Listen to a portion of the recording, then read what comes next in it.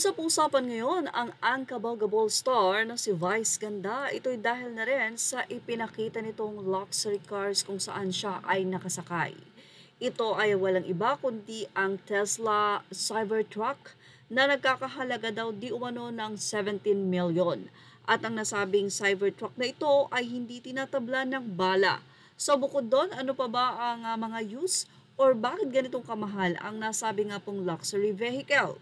Well, deserve nga daw ng unkabogable star dahil sa kanyang sipag ang magkaroon ng ganitong klaseng napakamahal na sasakyan.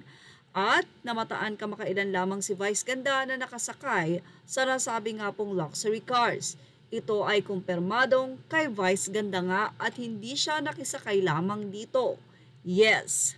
Well, sobrang bongga nga daw talaga ng unkabogable star na si Vice Ganda. Dahil kahit nga ang cars nito o ang mga sasakyan nito like ang Tesla ay sobrang unkabogable din talaga at napakaganda. Kumpirmado ng isang malapit na kaibigan ni Vice Ganda na yung sinakyan na luxury vehicle na Tesla Cybertruck ay binili nga ni Vice Ganda. Well, ang Tesla Cybertruck daw ay battery electric pickup truck na talaga namang kinababaliwan daw ngayon ng karamihan sa mga mahihilig sa luxury cars.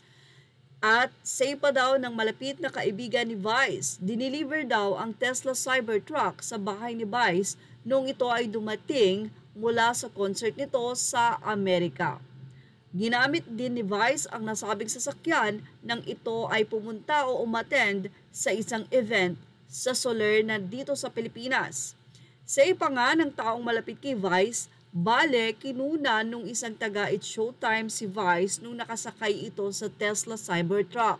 Siya ang unang nagpost noon at nirepost lang at ito ay kumalat na. Hindi naman itinatago ni Vice yung sasakyan niyang yon. Sa sipag ni Vice na mag-work, deserve niya yon. Well, talaga namang bonggang-bongga itong si Vice.